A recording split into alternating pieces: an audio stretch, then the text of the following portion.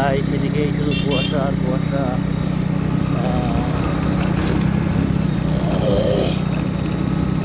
কুয়াশা আর কুয়াশা, কুয়াশা দেখা যায় না আর।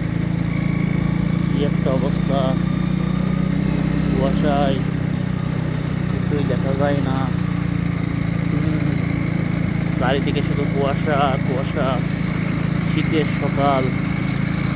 তাহলে বুঝুন দর্শক, এই যে অবস্থায় মানুষের জনজীবন অতিষ্ঠ চুয়াডাঙ্গা জেলার কি একটা অবস্থা, তাইলে বুঝুন দর্শক।